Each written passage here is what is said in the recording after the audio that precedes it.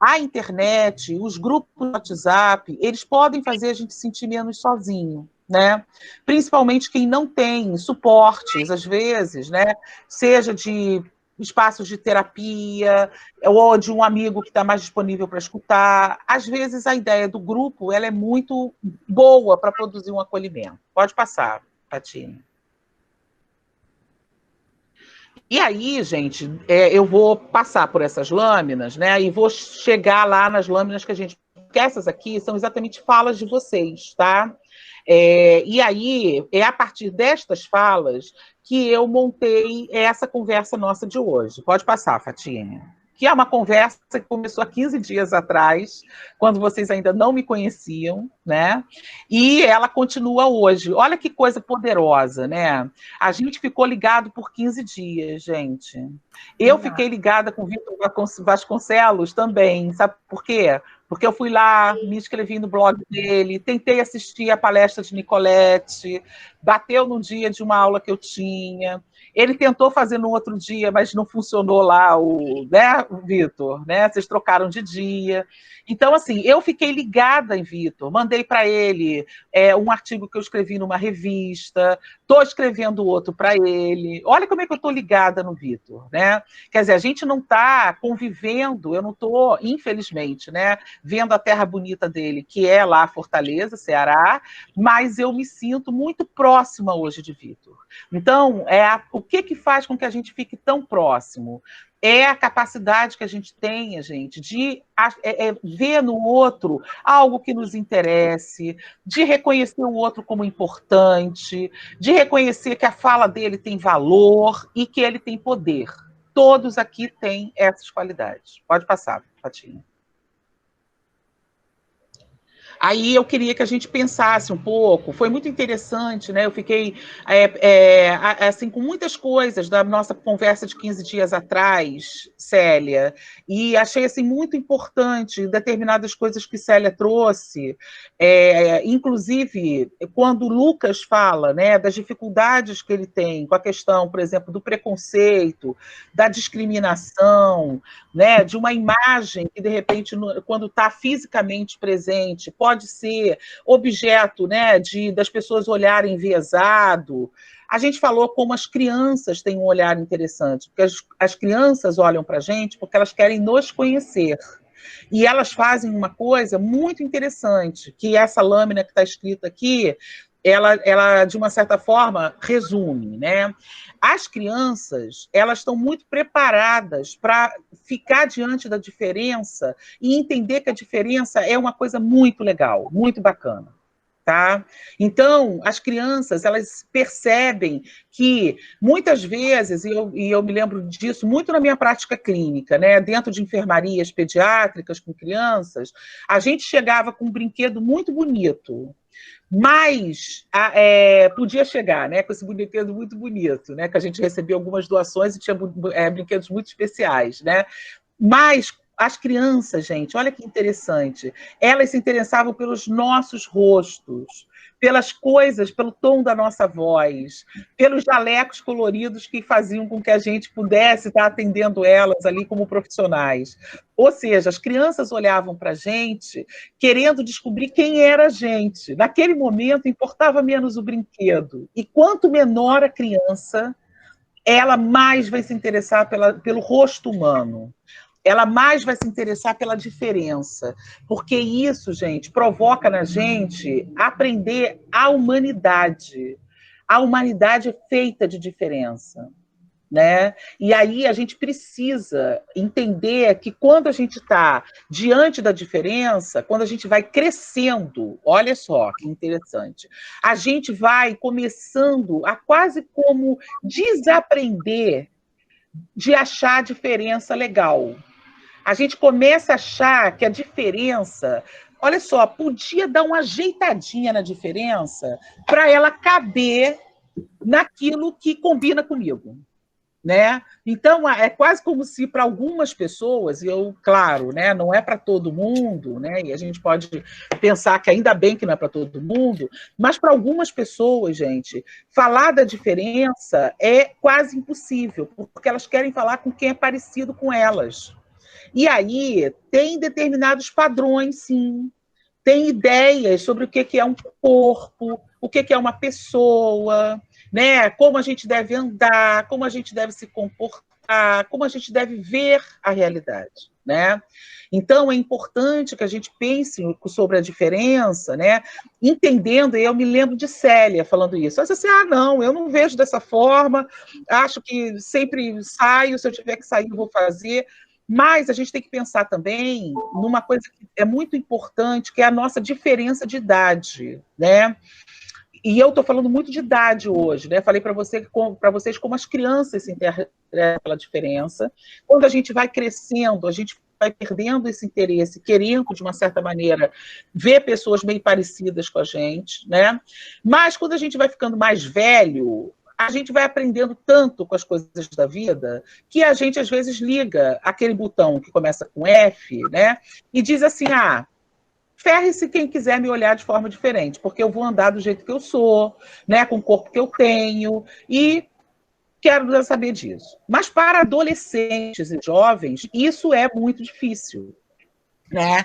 Então, quando a gente estava na sala, né, há 15 dias atrás, isso aqui é uma sala, né, mesmo que a gente esteja no computador, porque a gente está reunido, isso apareceu claramente, né? As marcas, elas são diferenças, né? E em alguns momentos, principalmente quando a gente é muito jovem, as marcas, elas se tornam alvo, sim, de discriminação e exclusão. Muita gente olha e tenta discriminar e excluir. Não sei se vocês estão assistindo, né, televisão, pode passar, Fátima, né? Porque às vezes assistir televisão nesses dias tem sido difícil, a gente pode até evitar. Mas eu andei assistindo agora esses últimos dias, né? E duas coisas foram para mim muito sérias, né? Uma foi um episódio aqui no Rio de Janeiro, né? Onde essa questão do uso da máscara ou da aglomeração foi tentar ser corrigida, né, para um profissional, né? E aí a pessoa do outro lado vira e diz assim: você sabe com quem você está falando? É quase isso, né? Ele é engenheiro formado, ganha mais que você não serve para nada.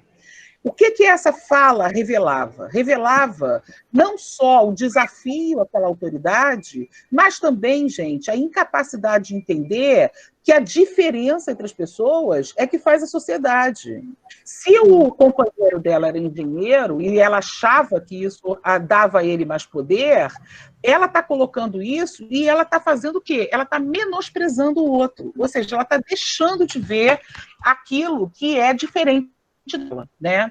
Da mesma forma, o tal juiz, né, desembargador, sei lá, né, que agora, essa semana, também ignora um policial que vem aplicar uma multa, né? E ele literalmente, né, ou seja, ele de verdade, ele desqualifica, ele humilha, né?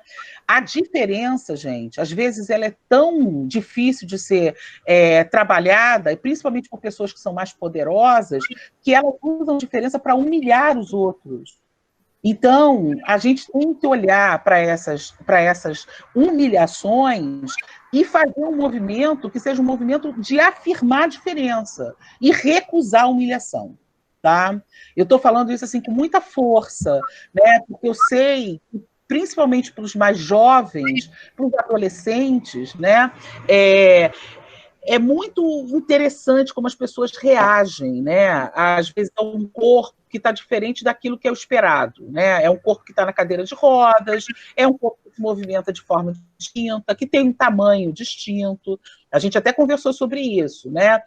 Se você tem um de vocês, né? Algumas pessoas falam sobre isso, né?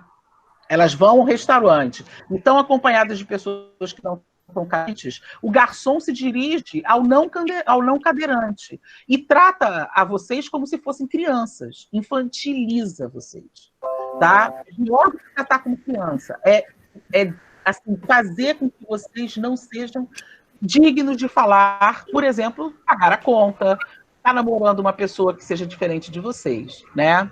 E aí, eu queria que a gente pensasse um pouquinho, né? Porque enquanto algumas pessoas ignoram, infantilizam e humilham, outras também tratam vocês como super-heróis, guerreiros, né? coitadinhos. E Henrique Benincasa é um dos caras assim que se ele escrevesse, eu ia ler os livros dele, né? Porque ele fala muito bem sobre isso, né? E num dos vídeos aí que eu acho que vocês também têm disponíveis, né? Que na fala de Henrique, né?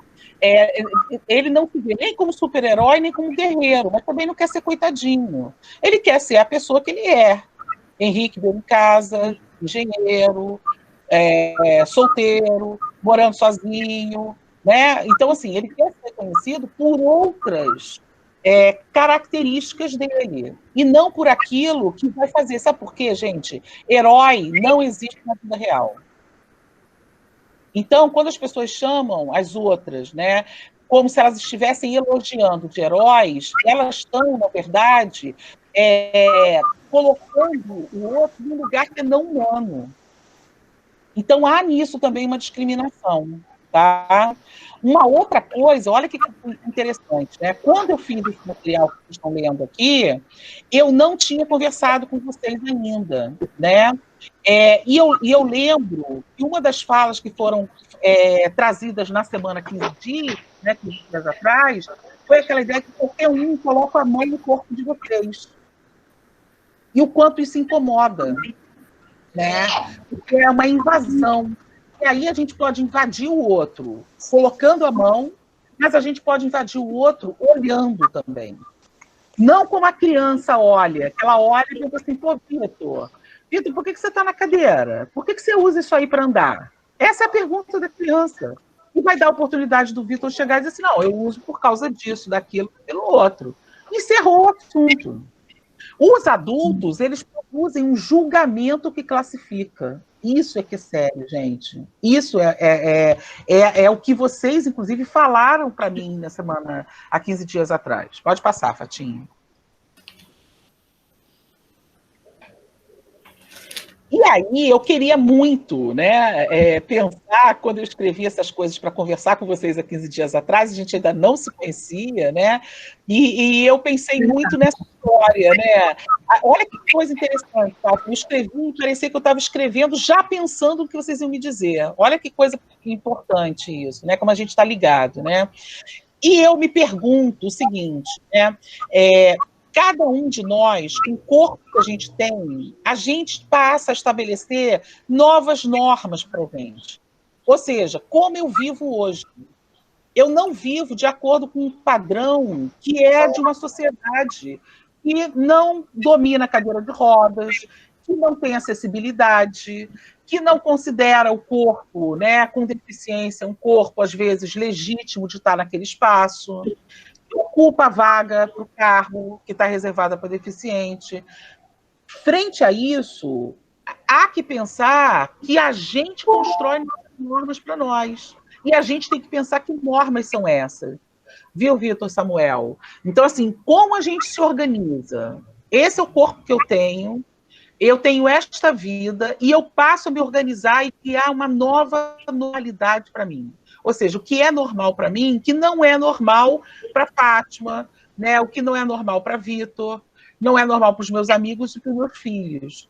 A gente tem uma porção de coisas em comum, mas com certeza eu vou ter uma porção de diferenças. A partir do momento que eu fiquei, né, passei dos 40 e algumas dores passaram a fazer parte, né, quando a gente acorda, né, a gente aprende a trabalhar com essas dores, né? A gente aprende a usar esse corpo da gente a partir daquilo que ele se tornou. Eu estou envelhecendo e o meu corpo ele vai envelhecer, né? E como eu vou criar uma nova medida para mim que me permita ser feliz? Essa é a questão. Pode passar, Fatinha. E aí, gente, tem uma coisa assim muito importante nessa questão, né, de como a gente se sente, o que a gente considera que para a gente, né, nos traz bem-estar, nos faz feliz. É a nossa norma. Eu criei uma norma para mim e cada um de vocês deve ter criado para vocês, né? Isso vai, claro, ter um desdobramento, ou seja, isso vai alcançar isso que tem a ver com relacionamento afetivo. né? Então, quando a gente pensa na questão, né, dos relacionamentos, e aí quando eu falo afetivo, eu não falo necessariamente sexual, mas eu falo de afeto com prazer, desejo, vontade de estar junto, né, de encontrar o outro, e tem a ver também com essa ideia de que eu me apresento publicamente. Eu entendo, por exemplo, hoje, né, o papel de Victor Vasconcelos, né, no blog que ele tem, o convite que ele faz para as pessoas, né, e posso dar exemplos de cada um de vocês se a gente for conversar, né, ele se apresenta publicamente de muitas formas, né, como jornalista, como o cara que organiza esses blogs, né? Então, a maneira como a gente se apresenta publicamente vai permitir com que a gente construa também relações sociais, né? Quem sou eu no meio de todas essas pessoas, desse grupo, né? Quando eu estou, por exemplo, na internet, eu tenho uma fala pública, as pessoas me escutam, me têm como referência, eu tenho os meus amigos que confiam em mim, que me buscam, né? Ao mesmo tempo, é importante entender que a gente, em alguns momentos, quer estar próximo, mas às vezes a gente quer estar distante.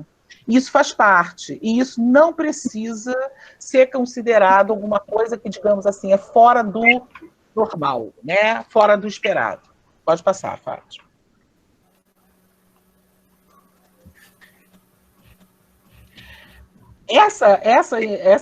Esse espaço aqui, né, do ambiente de interação é muito interessante, né?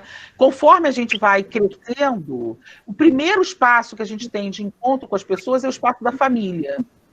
Depois a gente vai ter possivelmente creche. Eu não tive creche, né? Eu entrei direto na minha família, por exemplo. Fui alfabetizada em casa pelo meu pai. Então, eu fui para a escola com 6 anos de idade. Olha que só, foi um choque. Eu chorava todo dia quando minha mãe me deixava na escola, né? Então, eu, na verdade, fui guardada dentro dessa casa, né, até os meus 6 anos de idade. De destaque, eu sou a única filha mulher de 2 irmãos, um mais velho e um mais novo. Né?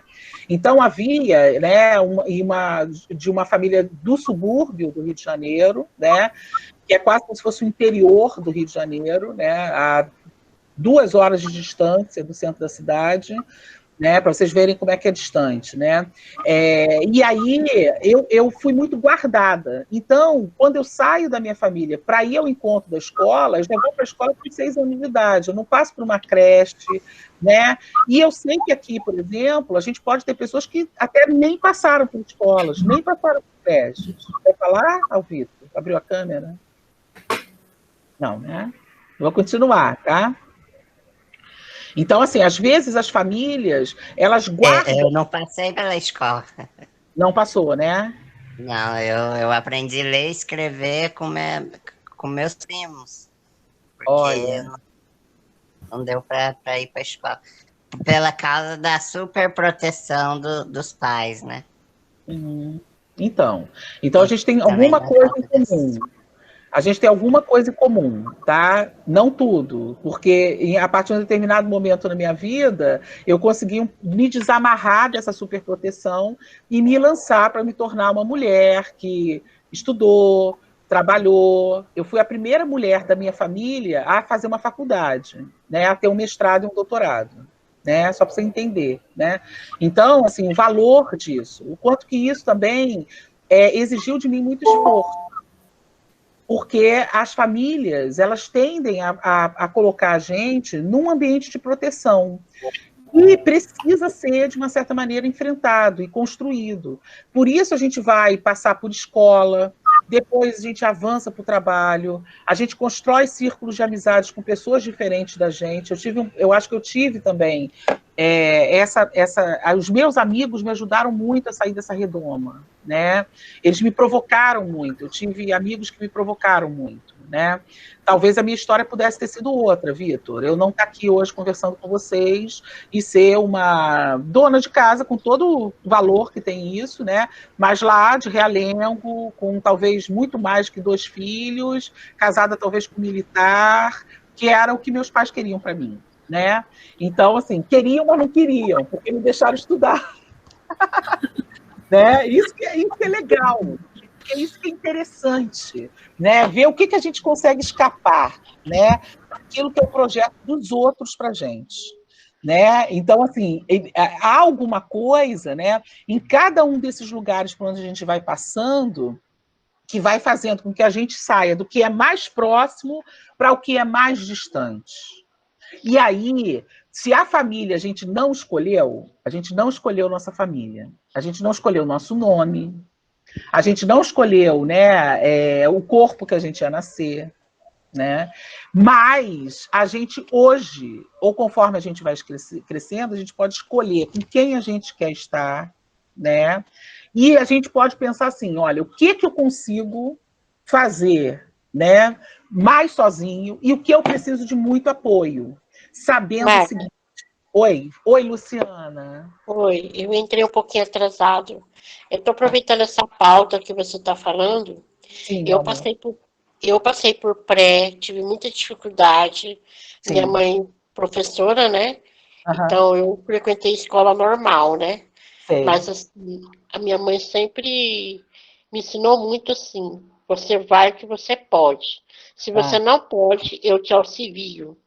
E hoje, graças a ela, né, eu estudei, trabalho fora, Sim. sou casada, não tenho filho, né? Eu Sim. tenho 98 centímetros, sou bem pequenininha. Aham. Várias fraturas, muitas fraturas. Sim. Tem uns 20 anos que eu não tive mais fratura. Não tive acompanhamento nenhum, assim, de medicamento, nem nada, né? Aham. Mas, assim, minha mãe foi muito sábia. Muito sábia. Meus irmãos também. Eu tenho irmã psicóloga também. Legal. Então eles sempre falaram assim para mim, vai, eu tenho dificuldade com, com o irmão que veio depois de mim. Sei. Aceitação, entendeu? Mas agora, com o tempo, a gente descobriu que ele é autista, né? Então, a Aham. dificuldade dele, ele tem uma vida normal também, né? Mas Sim. assim, a gente tem uma dificuldade de aceitação dele comigo, entendeu? Ele achou É. que eu tomei a mãe só para mim, entendeu? Aham, aham. Pois é, olha que interessante, né, o que Luciana traz para a gente, né, Lu? Eu te agradeço assim por poder estar conversando aqui e trazendo, porque a ideia é que a gente faça uma conversa mesmo, né? Quando você conta a sua história, né, e esse caminho, né, de ter podido construir também para você uma outra forma de você se apresentar. Quando você se apresentou para mim agora, você disse quem você era, eu sei seu nome, porque está escrito na tela, tem essas facilidades, né? Esse espaço aqui do Meet, né? Ele ajuda porque a gente vê o nome das pessoas. Eu adoro isso, né? Não consigo abraçar vocês, mas consigo ler os nomes, né? E quando Luciana fala, ela se apresenta não pela doença dela, né? Depois você fala das fraturas, mas primeiro você diz que você estudou, que a sua mãe, né, era professora, que você foi fazer, né, o curso normal, né? Quem é você? E você no final chegou na sua família, né? Nesse pequeno percurso aí que você fez, né? Fala que não tem filhos, mas que você é uma mulher que trabalha fora, que aprendeu a trabalhar fora, né? Quer dizer, estudou para isso. Então, o que eu acho importante, e isso vai ao encontro, né? Quer dizer, quando você diz que a sua mãe foi muito sábia, e eu queria muito bater nessa tecla, né? Pode passar, Fatinha. A gente não se constrói sozinho, tá? É um mito, ou é fake. Sabe aquela história fake news? Então, é fake, é falso, de que a gente é independente. A gente se constrói porque a gente tem outras pessoas que conseguem ajudar e apoiar a gente. Então, a maior, assim, a coisa pior que a gente pode dizer para alguém é dizer assim: ah, não, se vira. Não há o se vira sozinho. Eu só vou conseguir me virar melhor se eu tiver apoios. Né? Então, assim, eu consegui também na minha vida toda chegar onde eu cheguei porque eu tive muitas pessoas com quem eu contei, muitas pessoas importantes na minha vida, né? A gente não se faz sozinho. E isso é para qualquer pessoa. Agora, para quem tem o corpo, né, com as deficiências, as marcas que são os dos desafios, né, das quebras, das fraturas, né, vocês trazem isso e dizem para a gente o seguinte: olha, esse é o meu corpo, preciso de outras pessoas. Tá baixo, Luciana? É que tá, Todo mundo me escutando? Eu tô. Tá. Melhorou, Lu? Vou tentar falar mais alto. Tá escutando? Melhorou, agora eu tô ouvindo. Ah. Melhorou. Ah, que bom, querida. Vou tentar falar Desculpa, mais. interromper. Nada, imagina, não tem problema nenhum.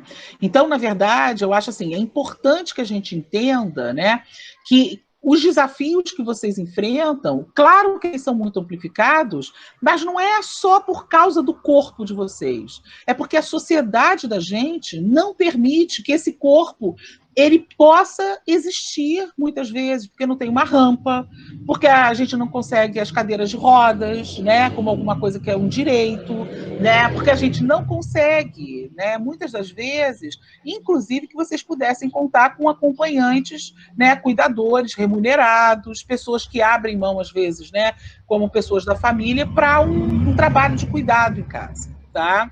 E aí eu chego exatamente nessa ideia aí da diferença entre proteger e cuidar, né? Mas você sabe o que eu vejo às vezes também?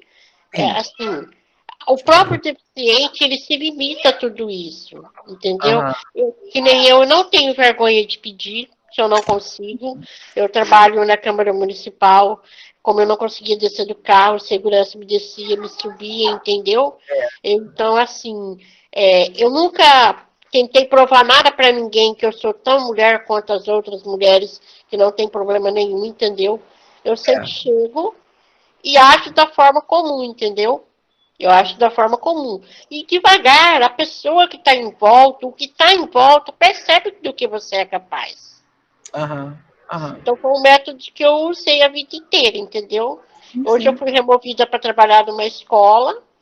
E a aceitação foi assim, criança, igual você falou no começo que eu entrei. A criança pergunta, eu falo, Papai do Céu não deixou a titia andar. Pediu para a titia ficar pequenininha, porque é muita confusão para a criança, entendeu? Sim. Daí ele fala, então tá bom, titia. Então é assim, entendeu? É isso. Na verdade, assim, as perguntas, elas exigem para colocar a gente também na capacidade de falar sobre nós, né? Então, né? assim, exatamente, ter entendido, né? E, na verdade, até ganhar outros aliados numa luta que é muito grande, né? Porque é uma luta, né, Vitor? Fala. Não, desculpa te interromper, eu só queria só colocar para ver se você concorda com isso que me veio na minha cabeça agora. Sim. Essa questão que a Luciana falou, eu acho que remete um pouco ao slide anterior, que é que quando trata do entorno que a pessoa com deficiência está. Por exemplo, o relato dela, que ela teve sempre a mãe dizendo, você vai estudar, você vai até onde você puder, você pode, você isso, você aquilo, naturalmente a pessoa cresce com essa personalidade mais formada, com essa personalidade mais sólida, mais solidificada. Ela é como outra pessoa qualquer, apenas com a cadeira de rodas. Né? Enfim, eu acho que você usa cadeira de rodas, né, Luciana? Sim, Vitor, eu uso. O problema... tem 3 anos que eu uso cadeira de rodas, eu usava aquele triciclo da Bandeirantes, entendeu? Então, assim, eu acho que quando a pessoa não tem esse entorno de elevar o alto astral, de elevar a autoestima e tudo mais, a tendência natural é que você chegue na fase adulta se achando menor e inferior aos outros. Sim. Minha vida foi uma luta em casa, porque eu tive rejeição do pai também, entendeu? Meu pai Então eu tive que a vida inteira buscar mostrar quem eu era, entendeu? Que eu não vim à toa, entendeu? Então foi isso aí, a vida inteira eu tive que provar. Aí quando eu consegui vencer o pai, que entre aspas fez de conta que aceitou, veio o irmão mais novo, né? Então foi minha vida inteira tendo que lutar para afirmação. Hoje você é o resultado de toda essa luta que você teve a vida inteira, né? Com certeza. Isso. E tem uma coisa muito interessante, tanto na fala da Luciana, quanto nisso que o Vitor fala, eu concordo com você, Vitor. Vai chegar mais à frente, eu vou falar um pouco de autoestima, né? Essa ideia, né, de como a gente se constrói. Mas quando a gente fala de autoestima, para a gente construir isso, que é um amor por nós, esse amor, ele passa por também a gente ser amado por outros. Tá? Que tem tudo a ver com a fala de Luciana. É interessante porque ela diz que ela começa dentro de casa o desafio dela. Essas falas aparecem muito nas pesquisas que eu faço e nos atendimentos, tá? Porque todo mundo diz assim, não, o preconceito está fora de casa. Não. Muitas das vezes, o preconceito ele começa dentro de casa, e dentro de casa ele começa, mas ele pode começar também nisso que você viveu. Ou seja, com uma pessoa que de uma certa maneira, tem muita dificuldade, e outra que diz assim, vai lá que tu consegue, vai lá que eu tô contigo, vai lá que não abro mão de você. Não abro mão de você. Ele passou a vida inteira, entendeu? Não só comigo, foi simples, né? Exatamente. A sua mãe, ela fez, mas podia ter sido qualquer pessoa, tá, Lu? Né? Essas relações primárias que a gente tem, elas são muito importantes, porque elas dizem pra gente que a gente existe, que a gente é importante, pode, né? Que a gente pode. Que a gente pode. Né? Uma das coisas mais fundamentais para a gente se tornar gente é acreditar que a gente pode. A gente precisa ter poder. Eu e meu esposo somos deficientes, né? Meu esposo tem paralisia infantil. Quando a gente sai na rua de cadeira, todo mundo assimila que é irmão. Aí quando fica sabendo que é casal, nossa, mas pode? Eu falei, aonde que tá rotulado que deficiente não pode? Aonde que tá? Não tem desejo, não tem vontade de se relacionar? Não, e olha só a pergunta, porque tem gente que chega a esse ponto assim, pra minha mãe. Ei, mas eles têm uma vida de casal normal? Aí minha mãe fala assim, vai lá e pergunta pro marido dela. Eu não durmo com eles. Sua mãe é porreta, hein? Gostei dela. Minha mãe é. Minha mãe Deixa eu chamar sua mãe para umas lives, hein, Vitor? Presta atenção. Tem, Vitor? Essa mãe é boa. Aqui o nome dela para futuramente. Isso. Essa mãe é boa. Essa mãe é boa. Porque é isso, devolve a pergunta, né? Que é uma coisa. Às vezes as pessoas chegam e dizem assim, mas o que ele tem? Eu disse assim, olha, pergunte para ele. A gente trabalha com criança, né? Diz assim, não. Eu digo assim, não, pergunta para ele. Eu estou aqui do seu lado, pode perguntar. Né? E eu não respondo. Porque quando a gente responde pelo outro, a gente tira do outro poder. O poder de falar de você. E chega o ponto de você ir para um comércio e queira comprar alguma coisa, você assina? Eu falei, eu assino, eu pago, porque você não está me dando de graça, né? Eu vou ter que pagar, né? Exato. Eu assino, eu pago, eu trabalho. Ou seja, estou na vida. A dificuldade é sua, não é minha. Eu tinha uma cuidadora barra babá, eu chamava de babá e a minha psicóloga proibiu. Que bom. De cuidadora agora. E uma vez eu estava no shopping aqui, comendo pizza com ela, e um rapaz, um adolescente, fez 15 para 16 anos, mais ou menos, eu só faltei bolar de rir, mas depois foi com pena do pobre. Ele chegou para ela e perguntou se eu era doente. Olha, essa pessoa, a Judite, que Deus a tenha, olhou para ele com uma raiva. Sim. Se ele fosse doente, estava no hospital e não no Iguatemi comendo pizza. Adoro! Maravilhosa. Outra logicamente que não nesse tom de voz amigável que eu estou agora. Ela foi com os 2 pés no peito do rapaz. Ótimo. Sabe? Agora, só complementando aquilo que eu estava falando, Marco, desculpe, mais uma vez, não precisa interromper a sua fala. A gente está conversando. Aqui, eu sou o 5º filho, né? Eu sou o caçula da família. E eu tenho mais um irmão da minha mãe. Sim. Quer dizer, são 2 filhos da minha mãe e os 3 primeiros são do primeiro casamento do meu pai.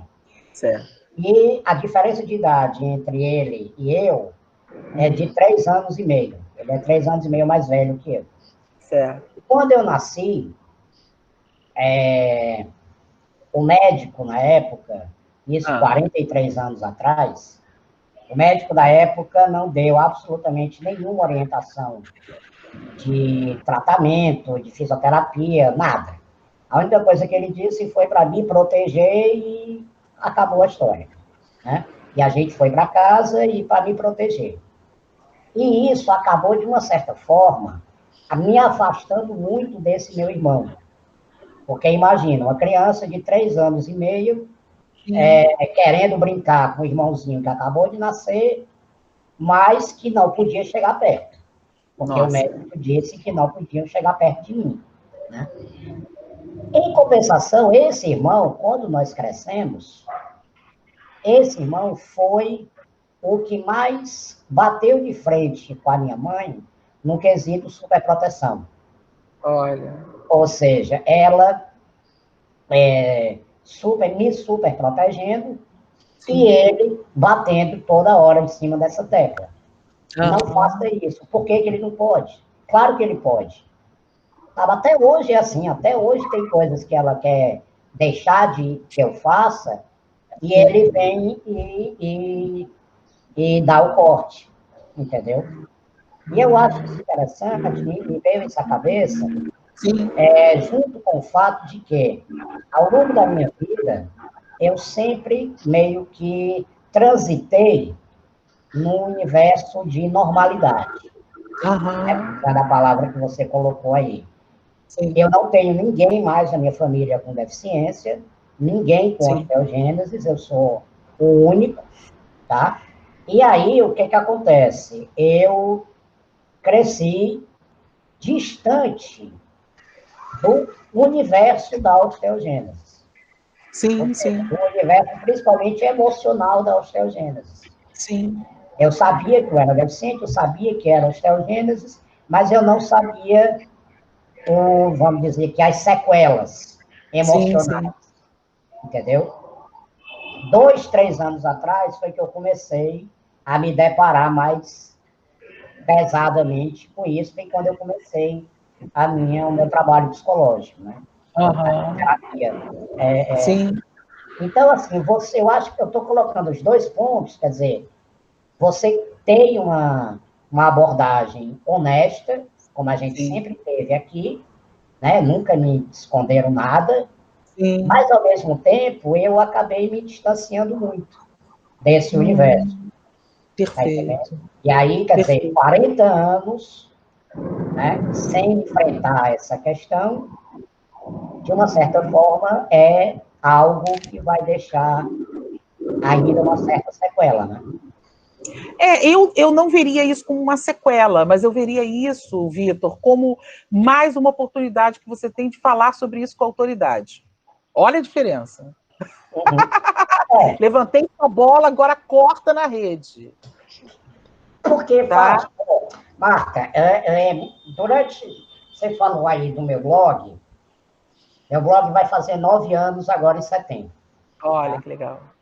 E durante 9 anos, durante boa parte desses 9 anos, eu me questionei se eu era um jornalista com deficiência ou um deficiente jornalista. Tá entendendo? Quer dizer, afinal de contas, eu sou o quê? Eu sou jornalista que, por acaso, tem uma deficiência, no caso, a osteogênese, ou eu sou um militante da causa que, por acaso, sou jornalista.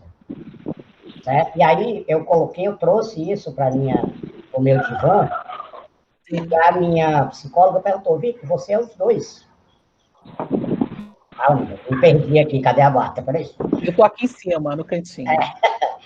Ela disse, você é os 2. Você não pode se diferenciar. Você não pode dizer, o Vitor, do lado esquerdo é o jornalista, ou do lado direito é o deficiente. Você é os 2. Né? O problema é que, como eu te falei, durante 40 anos, eu fui o Vitor cidadão, e não o Vitor deficiente. Então, acrescentar essa característica a mim é que levou um certo tempo. Mas é interessante, né? Porque essa fala que você faz agora, Vitor, ela é muito importante, porque a gente é tudo isso. E a gente pode ser o que a gente quiser. Vou abrir para você, Celinha.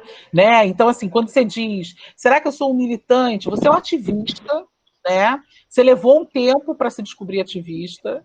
Você, né, tanto que, né, você se nomeia militante da causa, ativista da causa, mas você é também um sujeito, né, cujo corpo vai carregar as marcas da sua gênese imperfeita naquilo que vai desafiar esta sociedade. Olha a mudança de ponto de vista. Quem está errado não é você e seu corpo, mas essa sociedade que se construiu para achar corpos diferentes, que não usam escada, que precisam de rampa, não podem conviver socialmente. E o que é interessante aí, tem uma continuidade na fala de Luciana e na sua, né? Todo mundo traz uma experiência de alguém que desqualifica e o outro que levanta a bola para vocês cortarem, né? No caso do seu irmão, no caso da Luciana, a mãe dela. Ou seja, para a gente se construir, a gente precisa de alguém que confie na gente, sim, né? E vai existir essa pessoa, né? Porque a gente está aqui nessa sala porque a gente se tornou pessoas e estamos aqui. Fala, Celinha. Posso falar? Pode. Olha, é o seguinte, quando eu vim na escola, eu sou muito mais tempo atrás do mito, né? Mas quando eu entrei na escola, eu tenho uma irmã 2 anos mais velha que eu, que também é portadora de oxigênio. Eu sei que tudo que vocês estão falando é verdade, preconceito em casa, na escola, no trabalho. Mas também existe muito temperamento, certo? Eu sou a 5ª filha, caçula, e podia ser super protegida, mas eu sempre fui jogada mesmo a brincar, procurar turma, aluno e tudo. Então, sempre que eu entrava na escola ou no curso, a minha irmã Lina já tinha passado aquela fase. Ela sempre foi muito fechada, calada, estudiosa, e bagunceira, esse tipo de coisa todinha. Então, nós entramos na escola, aí, bom, o diretor deixava que a porta da frente, os professores entrassem, nós, eu e a Lina, entrássemos para evitar vindo correndo e bater, empurrar alguma coisa, né? Era diferente. Eu não me incomodava, não. Eu achava que era ótimo, estava naquilo ali, lá dentro, encontrava com a meninada, né? Então, assim, eu fazia toda a bagunceira que os alunos faziam. Um exemplo aqui, tinha uma sorveteria fora do colégio, que no determinado horário, os meninos das meninas, né? Saíam para comprar escondido dos professores. Então, quando eu podia sair, eu dava meus trocados e escondia as colegas do dia de dia que no fulano estava ali, estava com lá. Quando o meu sorvete chegava, eu estava perto da hora da aula. Eu botava debaixo da carteira, aquilo derretendo, quando eu ia tomando aquilo ali, aquela bagunça toda, né? E eu acho que os professores faziam rir daquilo ali, que aquele pouco pequeno e desaforado ainda, assim, eu era muito engraçada. Então eu não sentia, assim, com preconceito. Aí um detalhe aí que o Vitor está falando muito sobre a proteção, na época de marcha, de 7 de setembro, então todo mundo ia marchar em redor do colégio, né? Aquela coisa. Aí tinha umas meninas, que as meninas estudavam um período, os meninos outro, né? Tinha as meninas que não queriam, que tinha problema de coluna, não queriam marchar, porque estava menstruada, etc, etc. Então tinha um caso, né? Eu queria, já fui marchar, que me mandasse para casa para eu brincar com meus primos, meus vizinhos e entrar na madeira. Mas não, quem não marchava ficava dentro da sala de aula fazendo uma redação. Aí eu botar no título da redação. Por que não fui marchar? Aí eu disse, puxa vida, todo mundo está vendo, sabe? O que eu vou escrever aqui? Eu sempre tive uma letra terrível, ainda tenho, pior ainda, né? Mas a mamãe botava para fazer caligrafia, bio, mas eu tinha de propósito mesmo e piorou. Então, eu vi uma redação que não dá para entender nada. Aí a professora depois veio me entregar a redação. Olha, eu não entendi nada. Eu disse que não era para entender, porque a causa está aí. Olha, Célia, você sabe? Eu devia sair do colégio. Então, assim, eu falei, né, na vez passada, que teve aí, esse tipo de coisa era muito de temperamento, porque a minha irmã, 2 anos mais velha, mesmo tipo de educação, pai, mãe, assim, 3 irmãs, fisicamente normais, rotuladas normais. Então, eu tinha sempre tinha, continuo tendo esse temperamento, entende? Então, assim, aí assim, era superproteção, que a minha irmã era assim, não era. Ela se achava diferente, entende? Eu sempre bagunçar e tudo isso. Então, eu acredito que exista, certo? Mas isso não é um detalhe, uma pessoa só é muito. Agora, eu sempre dizer assim, eu vejo muitas mães atualmente colocarem assim, meu filho é um guerreiro, olha que guerreiro. Ou a gente vive ou a gente morre. A gente tem que viver mesmo. Esse negócio de guerreiro que quebrou a peça e está estudando. Então isso eu nunca escutei lá em casa, mesmo que não fosse ser um guerreiro, não. Era o seguinte, um detalhe, o colégio, Vitor, não sei se tu percebe, um pouquinho mais novo do que eu. Mas eu tenho até a nota 7, a gente recebia o boletim. Se tirasse do 6, colocava a nota em vermelho e o pai e a mãe tinham que ir pro colégio pegar o boletim, né? Então, quando a minha, obviamente, que vinha muito 6, aí a mamãe sabia isso tudo. Eu nunca tive uma filha que me passa vergonha como você. Desde que tinha uma, que até era aprovada em matemática. Agora, Celinha, deixa eu pensar uma coisa aqui com você, que é super importante, assim, que junta um pouco, tanto com a fala de Luciana, quanto com a fala de Vitor, né?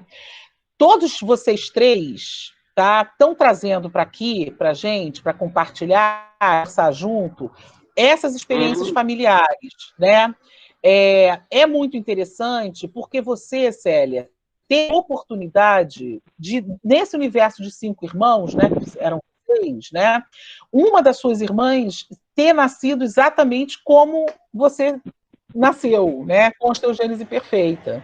Então, vocês duas ali construíram uma rede entre vocês de cumplicidade e de fortalecimento, né? Há que pensar, querida, isso que você fala assim, não, eu acho que é da gente mesmo. A gente não tem memória de como a gente era muito pequeno. Eu estou trazendo a minha experiência, por exemplo. Eu era muito parecida com os meus irmãos quando eu era muito pequena, na memória que eu consigo acessar, tá? Conforme eu fui crescendo, eu fui me tornando muito diferente deles, em forma de pensar, de pensamento, de escolhas profissionais, de escolhas políticas. Você está entendendo? Então é quase como se eu estivesse dizendo o seguinte: eu não sei se a gente nasce assim ou se a gente literalmente se constrói assim a partir das relações que a gente tem a oportunidade de ter. A Luciana teve essa mãe importante como suporte. O Vitor fala uma coisa muito interessante.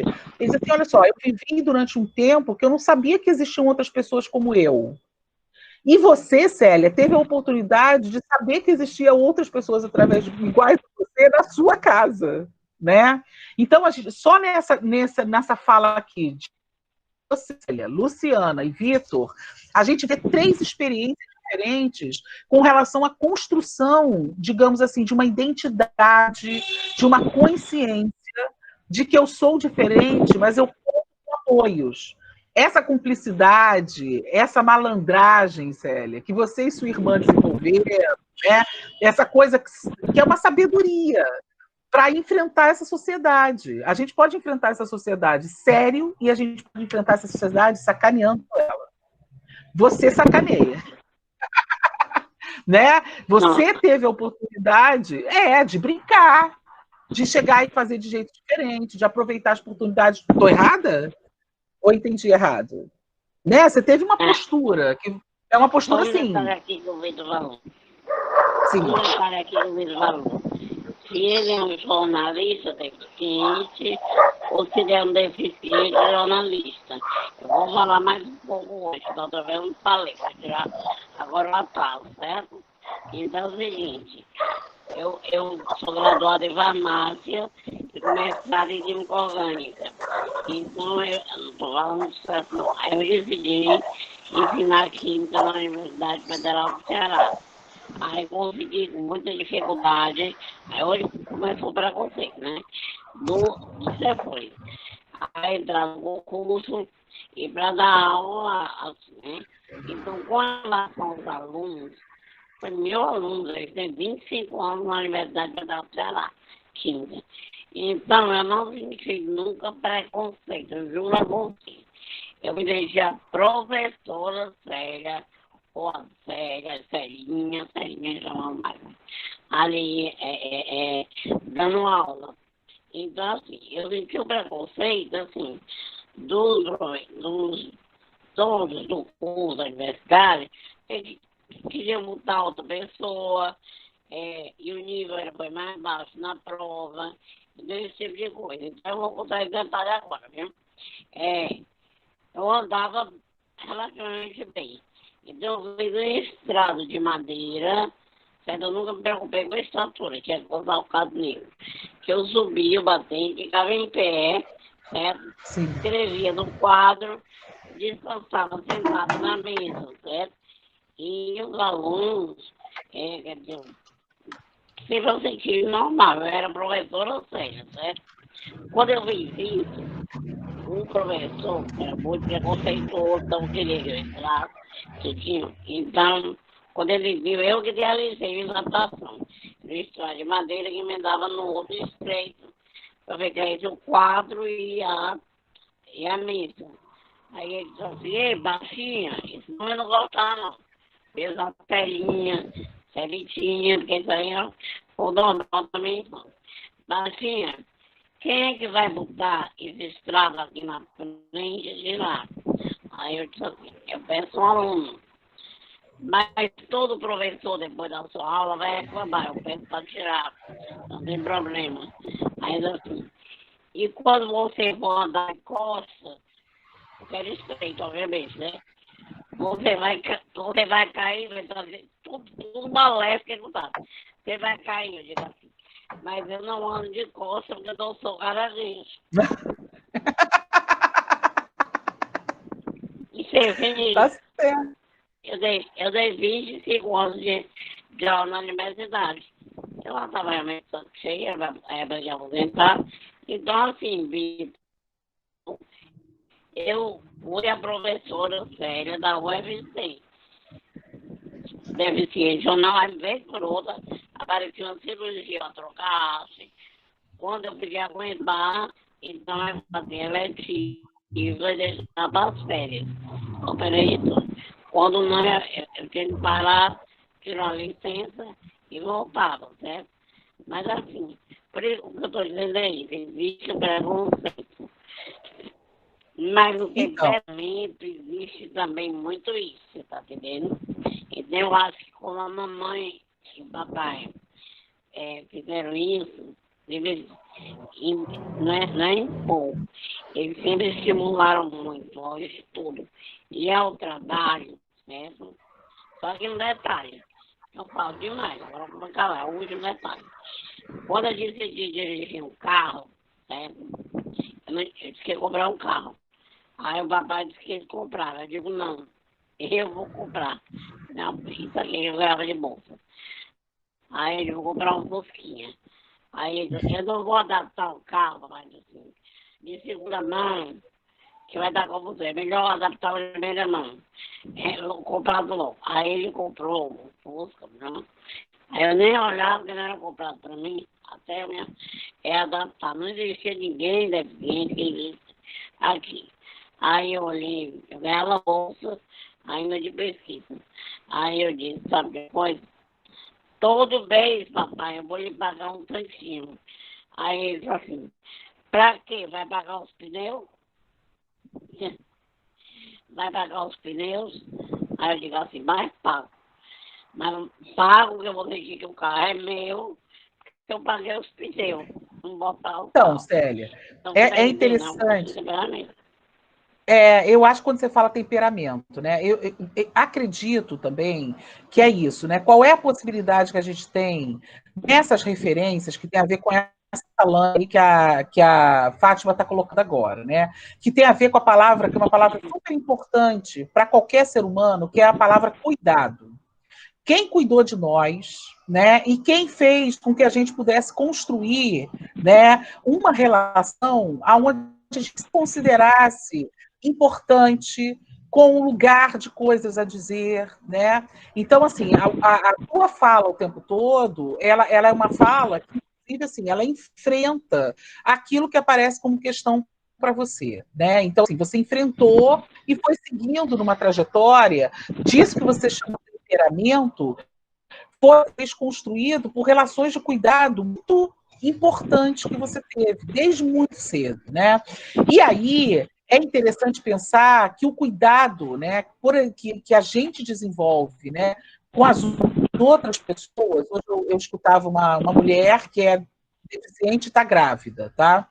E aí, quando ela disse que ela estava grávida e ela é deficiente física, né, cadeirante, ela tem artrogripose, o que as pessoas viraram para ela? Mas quem é que vai cuidar da criança que você vai ter? Foi uma pergunta. E a outra era o seguinte: agora você vai ter uma menina, porque é uma menina, filha dela, e essa menina vai cuidar de você. O que tem nessa fala aí? Essa ideia de que a gente, sendo deficiente, não vai conseguir cuidar de ninguém, primeira coisa grave e importante, né? E a segunda coisa grave e importante é dizer que eu vou ter uma filha e por ela ser mulher, ela vai cuidar de mim, né? Porque eu sou deficiente e ela é mulher. Então, quando a gente pensar sobre cuidado, a gente tem que pensar também que esse cuidado vai ter a ver com todas as coisas que fazem parte da nossa vida. Se eu sou branca, se eu sou negra, se eu tenho dinheiro, se eu não tenho dinheiro, né? O cuidado, dependendo de quem cuida, ele pode ser, inclusive, um fator de achar que aquilo não é legítimo, que que não deveria ser feito por aquela pessoa. É também alvo de discriminação, né? Agora, o cuidado que a gente pode pensar como sendo alguma coisa que constitui a gente como ser humano, que foi esse cuidado da mãe de Luciana, o cuidado da sua mãe, né, com você, do seu pai, da sua irmã, que foi sua grande parceira, né, a busca do Vitor, né, e esse irmão chega e coloca ele no lugar de fala importante, né? Esse cuidado, gente, ele tem a ver com olhar, com proteção, e tem a ver com essa ideia de que eu posso me tornar mais autônomo quanto mais eu tenho pessoas. Quanto mais eu tenho quem cuide também de mim e quem eu possa cuidar, né? E aí, a gente, de novo, não é independência, é autonomia. São duas coisas diferentes. A autonomia é a capacidade da gente trabalhar em rede. Eu sou mais autônomo quanto eu tenho mais pessoas com quem eu conto. Né? E aí podem ser coisas também, né? Eu imagino que a vida de Luciana deve ter mudado muito quando ela conseguiu a cadeira de rodas dela, quando ela saiu lá do negócio infantil, porque o velocímetro, exatamente, que ainda te infantilizava, e hoje você tem uma cadeira de rodas. Então, as cadeiras de rodas, as bengalas, as próteses auditivas, as próteses motoras, elas podem se tornar objetos que contribuem para a nossa autonomia. Pode passar, Fatinha. Né? E hoje, então, o cuidado que você está falando, e hoje... os preconceitos, as dificuldades, não. Eu fiz para mostrar que o temperamento da gente pode ajudar a gente a superar. Inclusive, eu falei isso aí mais até perto do minha sogra, vamos superar, certo? Então, não é que a gente vai assim, a gente vai mostrar.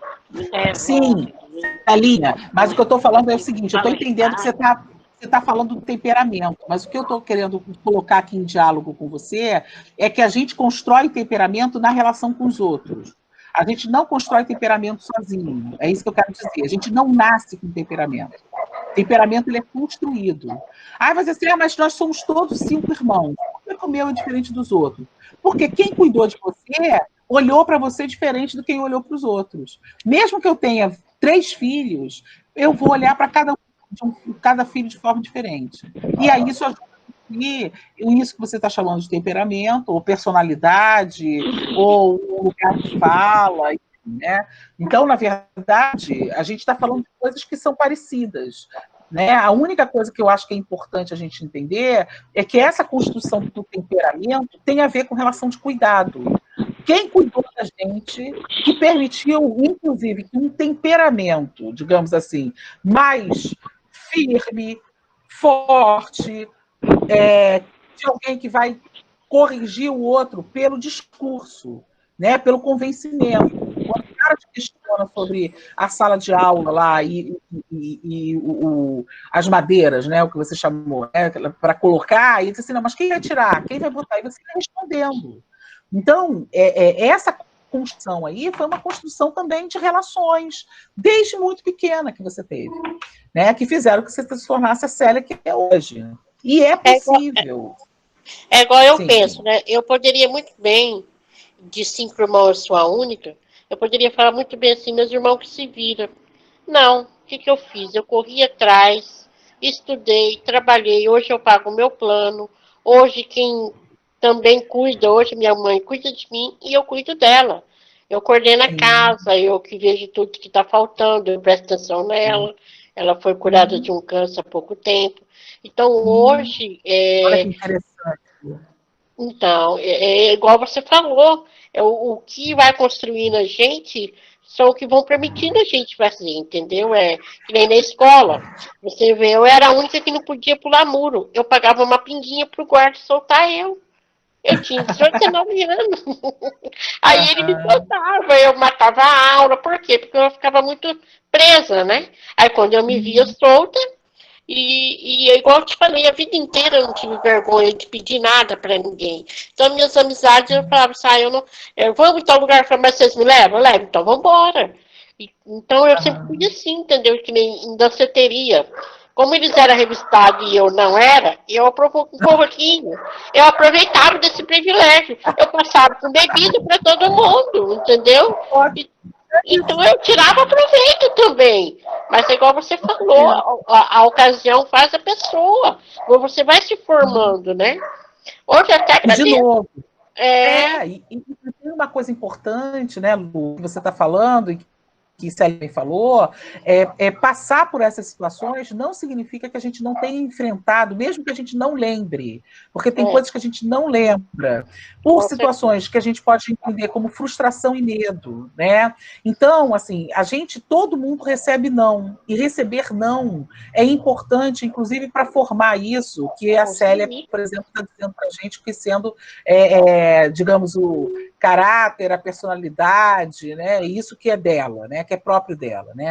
Então, assim, receber o não, receber a recusa, receber o limite, também ajudar o outro a construir uma certa musculatura emocional, sabe? Aquela coisa assim, ficar forte, para lidar com muitos outros nãos que vão vir pela frente. Você vê a primeira pessoa que eu gostei, né? O cara chegou pra mim e falaram pra mim que você gosta de mim. Eu falei, eu gosto, mas não quero ficar com você, porque eu não quero que você tenha dó de mim. Eu necessito de amor, não de dó. E ele falou, não entendi nada. Eu falei, não, que você pode querer amenizar a situação. Beleza, eu gosto de você, é um sentimento que eu tenho, não precisa ser recíproco. Eu só não quero um sentimento de dó, que eu não preciso. Porque o pior sentimento que a pessoa pode ter pela outra é dó. E você vê, eu tinha 16 anos. Olha que interessante, né? Porque isso é outra coisa. Às vezes o outro não precisa falar, mas a gente percebe. E aí você teve tanto que... Mas eu não falei nada, mas você percebeu. Alguma coisa do comportamento, do olhar, da maneira como ele interagiu com você, te disse assim, olha, esse não é o cara. Esse cara vai fazer o quê? Ele vai entrar comigo, mas para me colocar num lugar onde ele me tira, né, a possibilidade de eu ser quem eu sou. Porque na medida em que ele cuidar a ponto de te proteger, ele retira a possibilidade de te apoiar. Apoiar é diferente de fazer um comportamento de superproteção que retira do outro a capacidade de falar por si próprio, né? Que foi uma construção que você teve, né? Tanto você quanto Célia, como mulheres, porque isso é outra coisa importante, né? Uma coisa é falar de mulheres com deficiência e outra é falar de homens com deficiência. São duas coisas distintas, né? É outra coisa, né? Você pode ter certeza.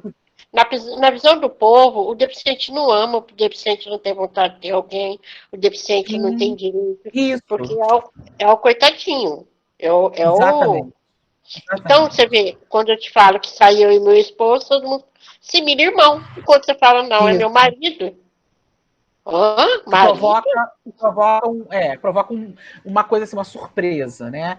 E eu acho que nessa lâmina, quando eu trago essa questão da frustração e do medo, né? E eu acho que isso é muito forte para os adolescentes, às vezes, né? Que estão nessa transição entre ser criança e se tornar adulto, né?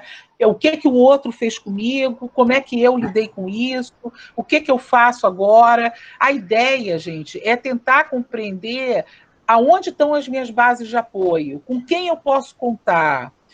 Fazer um pouco isso que Vitor diz que ele demorou muito tempo para fazer, que é encontrar outras pessoas, né? Que inclusive são parecidas com ele em muitas questões. Né? Essa ideia de conseguir encontrar também pessoas que consigam entender como eu me sinto, isso tem um valor. Né? Quer falar? Pode passar, Fátima. Desculpa. Não, no contraponto do que a Luciana falou agora, com relação à questão de relacionamentos, ela tinha 16, eu tinha 18, quando eu me interessei pela primeira garota. Até hoje, ela nunca soube, e se depender de mim, nunca vai saber. Quando eu tinha 18 anos, na minha cabeça, eu jamais teria, além do mais, ela era comprometida, né? Ela tinha um namorado, e na minha cabeça eu jamais, uma pessoa na cadeira de rodas, pequeno, que não dirigia, que tinha dependência dos outros para fazer tudo, praticamente tudo, jamais teria condições de tirá-la do rapaz que na minha cabeça era aquilo que eu gostaria de ser, né? Alto, forte, andante, dirigia, etc, etc, etc. E aí eu pensei, bom, ela não vai me querer. E certamente isso vai abalar a nossa amizade. Então, o que é que eu faço? Eu opto por me calar, né? Mantenho a amizade e sigo em frente. Abre mão do amor. Da relação que poderia ser do namoro. Eu suprimo a parte sentimental e fico com a parte da amizade. Né? Que é sentimento também. Ao invés que de é sentimento. Perder os dois. Ô, Vitor, a questão do relacionamento homem-mulher deficiente, quando você fala assim, eu sou totalmente dependente. Eu também sou, eu acho que eu tenho a mesma estatura física que você, entendeu? Aqui em casa é um complemento. Eu dependo muito do Júlio, fisicamente. Até a família dele brinca que ele é o corpo e eu sou o cérebro. Entendeu?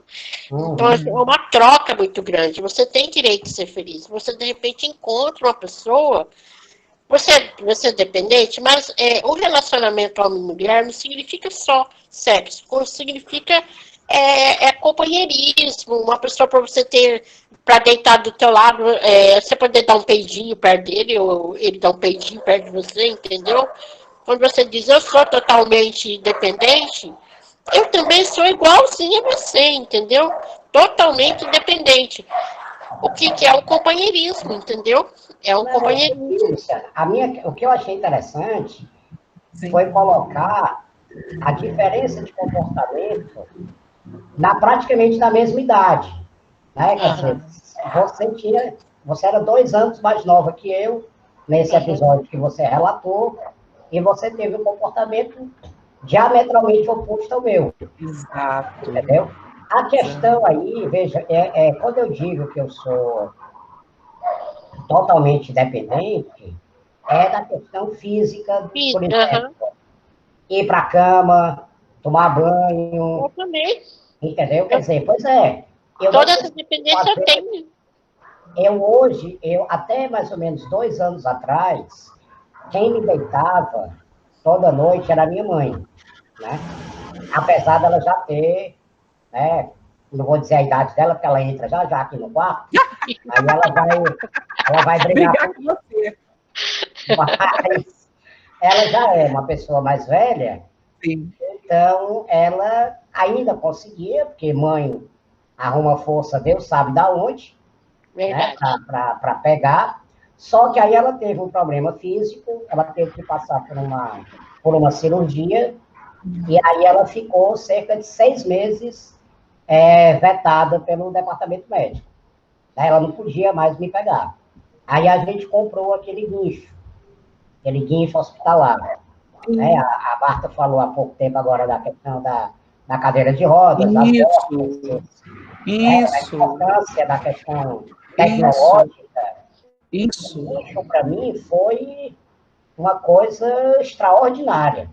Olha que interessante. Porque hoje, absolutamente qualquer pessoa pode me deitar e me levantar da cama.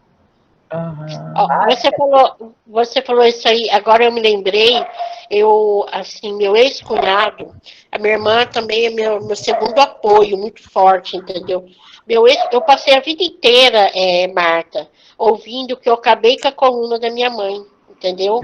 Eu acabei com a minha mãe, entendeu? Nossa. Era irmão que falou, era cunhado que falou, era pai que mostrava isso a vida inteira. Até então, quando eu pedi para alguém me pegar, eu falava assim, você tem problema de coluna? Não. Então eu tinha medo. Você vê, minha sobrinha, a filha da minha irmã, é como uma filha para mim, que eu não tenho filho, né?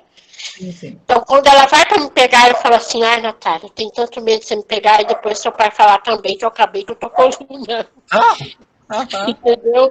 Então eu passei por muita coisa assim, mas eu me ergui. É quase como ser culpada por aquilo que você não escolheu ter. Tipo assim, de novo, a forma também como as pessoas que não têm deficiência olham para quem tem deficiência, né? Quer dizer, elas não olham isso como uma interação, ou seja, um espaço de troca. Ela vai estar pegando você, mas ela vai estar pegando e um dia pode ser que alguém precise pegar ela. Isso é outra coisa. Porque há grande chance de que alguém precise pegar um de nós quando a gente envelhecer, né? Então, vou ficar doente. Então, assim, a gente não consegue ver essas transformações também, que são transformações do nosso corpo, né? E é importante, quando o Vitor fala assim, não, olha como foi diferente para você, a gente tinha mais ou menos a mesma idade, é o seguinte, você deu não para aquele suposto possível namorado. E o Vitor deu não para a suposta possível namorada por outro motivo. Porque ele quase disse assim, ai, deixa eu proteger você de mim. Olha o que você fez, Vitor. Você fez isso. Deixa eu proteger você de mim. E a Luciana falou o seguinte, eu não quero você. Porque você está me protegendo e eu não quero quem me proteja. Eu quero quem namore. Ele tratava todas as meninas diferente, entendeu? Assim, ele dava moral para as meninas, tudo. Até que foi uma outra menina que gostava dele que contou. Eu falei, não, eu gosto de você. Ela não mentiu, não tem mentira. Mas eu não quero você, porque eu não quero dó. É isso. Ou seja, é interessante, né? Eu acho que eu me protegi de uma possível frustração. Também, perfeito. Pode ser. Estou pescando aqui a palavra aí da sua lâmina. Isso mesmo. De rejeição. Pode ser. Não ser rejeitado. Né? Mas você nem sabia se ia ser.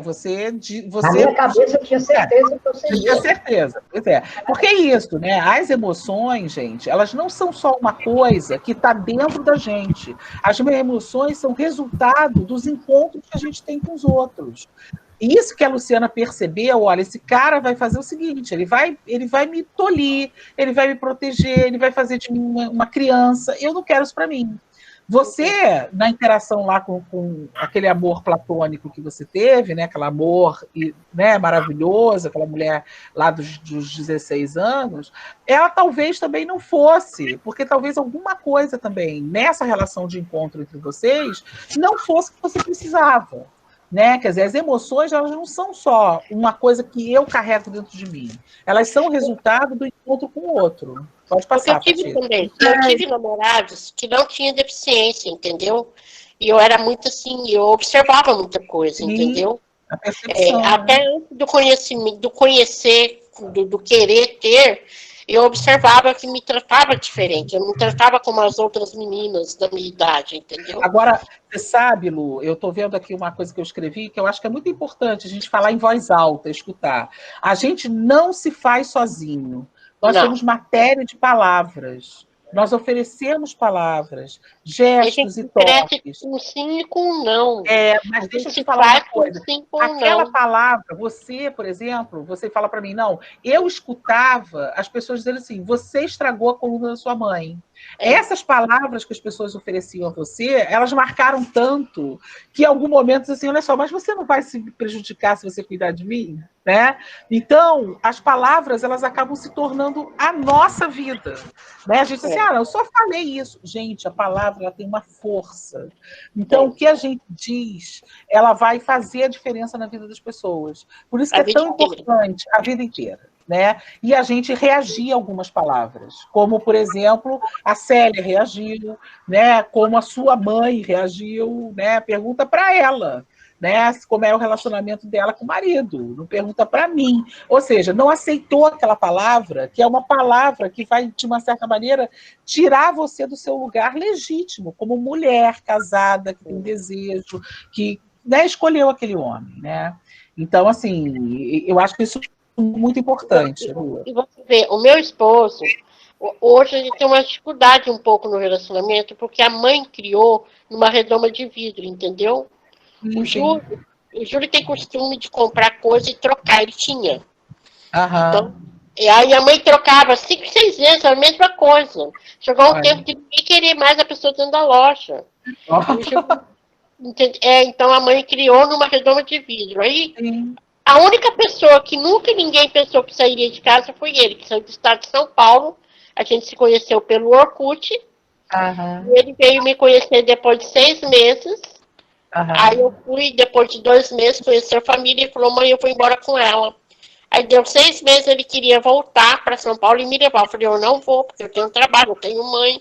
Eu não vou morar lá, porque lá eu não tenho essa liberdade que eu tenho aqui. Olha, que legal. Aí a mãe veio e acalmou ele. Então a gente tem 12 anos juntos. Mas a gente tem muita dificuldade, porque o Júlio foi criado numa redoma de vidro, entendeu? Tudo fizeram por ele. Eu não sei como que ele conseguiu sair da casa dele e vir para cá, entendeu? E há 6 anos atrás a mãe dele faleceu, né? Quando a mãe dele faleceu, ela falou assim, hoje eu posso ir embora, porque eu sei que quem vai cuidar do Júlio é você. Só que eu falo, hoje eu pego pesado com ele, sabe? Esses tempos atrás a gente teve uma crise, eu falei para ele, ou você vai mudar, ou você vai viver a sua vida, porque eu não vou carregar isso. Esse tem que ser o papel do homem, eu quero um companheiro para dividir tudo comigo, né? Sim. Porretas essas mulheres, hein, Fátima? Olha... Então, horário. Porque você tem horário hoje, né? Tem problema. Eu vou continuar, então, com... não tem problema? Então vamos lá. Não, a gente pode avançar mais meia horinha, como a gente combinou. Então pode ser? Então, Daí a gente fecha esse encontro, assim, com... Passa lá... Acho que tá chegando no final. Acho que tá chegando no final das minhas lâminas. Marta, não tem jeito da tua live ser curta. Não consegui concluir, né? Pois então, olha, temos visitantes hoje. O Silvio, né? Sim. Seja bem-vindo. E o João também está aqui conosco hoje, tá? Infelizmente, eles acabaram de entrar, perderam uma parte. Mas ainda falta um pedaço bem legal. Falta sim, então, falta um pedacinho. Sejam bem-vindos. Deixa eu passar agora. Tá bom, querida.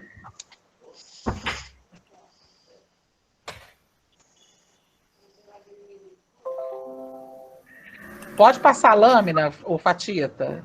Já falou essa? Já, meu amor, pode ir. Tá? E aí, essa eu acho que é a penúltima lâmina, ou seja, falta só mais uma além dessa, né? Aqui a gente chega nessa questão da autoestima, gente. A autoestima, ela passa pela capacidade que a gente tem de reconhecer o outro, mas também se reconhecer, né? uma coisa importante é quando a gente reconhece, eu não estou falando que a gente vai ter as melhores relações, é como a Luciana falou, em algum momento vai haver um conflito, porque o conflito, isso é outra coisa, a gente briga, gente, com quem está muito próximo da gente, a gente não briga com quem está distante, a gente briga com aquelas pessoas que estão todos os dias, né? E talvez a gente briga com essas pessoas porque a gente está brigando com a gente mesmo, porque às vezes a gente olha no outro aquilo que a gente não quer ver na gente. Tá? Então, assim, isso é uma coisa muito interessante, né? Incomoda no outro porque alguma coisa também é nosso nessa história, né? Eu estou batendo muito numa tecla que eu acho importante de que a gente não se constrói sozinho.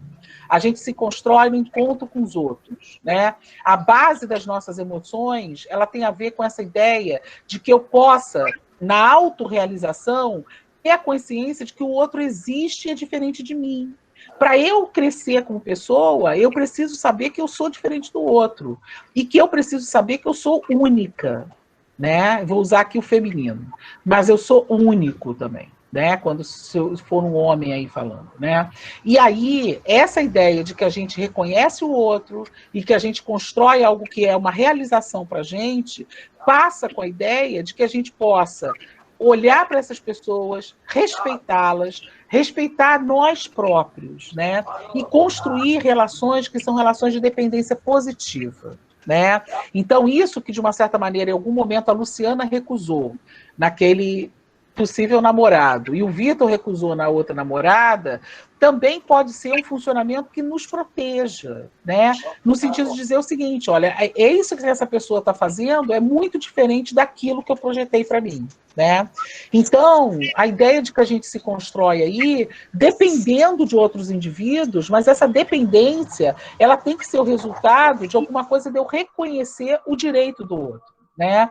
De respeitá-lo, de construir autoestima, de me ver me realizando, né? De entender que eu dependo das pessoas, e quanto mais eu dependo, isso mais me faz humano, porque não existe ninguém no mundo que seja independente. Isso é que eu acho que é mais importante. Aliás, quem é independente, gente, vive situação, às vezes, de abandono. Tá? A ideia de que eu não tenho ninguém com quem contar, ela retira a gente da capacidade de construir a interação social, o encontro, o debate e até o conflito. Pode passar, Fatita. Né? E aí é muito interessante essa ideia da autorrealização, né? Porque o primeiro lugar que a gente pode se autorrealizar é na família. A família é a esfera do amor, né? É aquele lugar onde a gente tem as relações mais próximas. Depois, a gente tem alguma coisa que é muito importante nessa sala e que a Fátima nos ensina, como presidente da ANOI, né? Que é a esfera do direito. A Fátima, ela tanto é uma pessoa que construiu essa relação, né, com a osteogênese imperfeita a partir de uma história pessoal, mas ela hoje é uma pessoa reconhecida publicamente, porque ela tem uma relação que é uma relação literalmente com o Estado. Né? Ela é presidente de uma associação, ela é reconhecida nesse lugar, ela participa de eventos falando por esse lugar e por muitos outros que ela construiu. Né? Essa relação aí dela com a esfera do direito, né, que é também a esfera das políticas. Vocês precisam de políticas públicas para poder viver. Né? Vocês precisam de uma cidade acessível, de acesso também, aí, né? Não é acessibilidade, mas acesso à saúde, acesso à assistência social. Né? Vocês precisam disso, e precisam de alguma coisa que aí, de novo, toca o lugar da ANOI, né, como uma Associação Nacional de Osteogênese Perfeita, que é a valorização social, o lugar de fala de vocês. Ninguém sabe o que vocês têm melhor do que vocês, né? Então, se a gente tem aí na família um primeiro espaço, que é o espaço da construção do amor, que é essencial para o desenvolvimento humano, aonde a gente aprende as primeiras regras, né? A gente vai começar a entender que eu, nesse lugar, eu construo também uma relação de reconhecimento. Ou seja, eu entendo que alguém me reconhece. Né? Mesmo que, por exemplo, eu tenha uma família grande, algumas pessoas reajam a mim de forma difícil, sempre vai ter alguém que vai dizer o seguinte, olha, eu reconheço você e vai que eu estou contigo. Né? Então, a ideia aqui é a gente poder entender que todos nós temos direito a amar, trabalhar e estudar. né? E para isso, eu preciso entender que o outro é valioso, para que eu possa entender que essa sociedade tem que mudar para qualquer corpo, para qualquer identidade, seja branco, preto, deficiente, com cadeira de rodas, sem cadeira de rodas, cego, né? Essa sociedade precisa construir um lugar que eu acho que fecha aqui nesse ponto, que é a ideia de que vocês são legítimos, ou seja, vocês precisam ser reconhecidos nesse lugar, né? E aí, claro, eu tenho aqui pessoas que estão conversando comigo. Então, quando Célia fala, quando você fala, Luciana, quando o Vitor fala, pode sim, Célia. Com relação à autoestima, eu tenho inclusive assim, existe no geral na vida da gente, mas existe fases também, até eu coloquei aqui no fase. Com a idade, realmente, a gente vai perdendo, né? É a profissão, aí eu a natação, aí agora a pandemia, eu tenho lido muito, e é uma realidade. Os idosos, ou seja, acima de 60 anos, não era nem tão idoso, no máximo de 60 anos, a gente curtia a Jovem Guarda. Agora a gente virou idoso raro na fila para morrer. Aí a gente fica assim, então, eu tenho lido muito como tratar o idoso, como tratar esse do outro, autoestima, e vejo muitos idosos falando, né, que trabalha assim, trabalha assado, e continua fazendo alguma coisa, e eu digo assim, então, mas a autoestima está baixando, até porque de dia para dia, ele diz assim, não, vem no grupo de família, no grupo de amigos, fulano de tal entrou no hospital com Covid, aí o idoso, aí está matando um, está matando outro, quer dizer, parece que a partir de 70 anos, que criou o vírus na China. Então a gente dá aquela tristeza e aquela autoestima é bastante, então a gente já está na fila. Então assim, né, eu estou falando isso aí, mas de uma longa vida, né? Então estou aqui me lembrando do vírus. Nem todos os dias foram tão maravilhosos. Sim. E tudo isso, eu estou estimulando a turma jovem. Agora, a gente tem que realmente procurar ter uma autoestima melhor. Agora, se vocês estão passando, no caso é o mundo inteiro que está passando, o pessoal acima de 60 anos. Então, imagina se a gente deixar baixar a gente no nosso negócio cristal. E porque a estatura não faz mais de 1 metro, sinceramente, eu hospital e dou. Mas estatura, eu nem olho, eu estou aqui me olhando, para que eu não vi os cabelos louros, né? Eu levo assim, embora. Então, gente, eu estou dando só um estímulozinho. O pessoal mais jovem que está calado, eu fiquei calado. Mas não, sentimos, entender que tem todo jeito maravilhoso, 60 anos, está sentindo lá embaixo. Agora, são 20, vocês vão jantar. Agora mesmo, aqui eu parei, fui atender uma ligação da minha sobrinha, com o sobrinho dela. Eu sou avó de 6. Ele vai fazer daqui a dois dias, 2 anos, né? E eu aí encomendei um monte de coisa para resolver para mim. Ela, tia, tu vem para cá, não. Pátio, eu não vou não, Pátio, não faz da pauta para tia, não é possível que tu não venha para os 2 anos do Pedro. Pátio, eu não vou morrer pelo Pedro agora. Isso mesmo, Célia. Isso mesmo. Por ele, quando ele saiu da barriga dela, ela veio o pai que é médico, avô, né? Me entregou o bebê do dia. Mas assim, aí de uma hora para outra, nós estamos na fila mesmo. Aí a autoestima, como é que vai? Eu já li vários artigos sobre isso. Então imagina a gente se quebrar todo dia. Mas vai melhorar um pouquinho nessa altura que vai passar. É isso. Ô, Célia, maravilhoso. Obrigada, Amanda. Eu estou interrompendo muito, mas aí não, querida, não está interrompendo.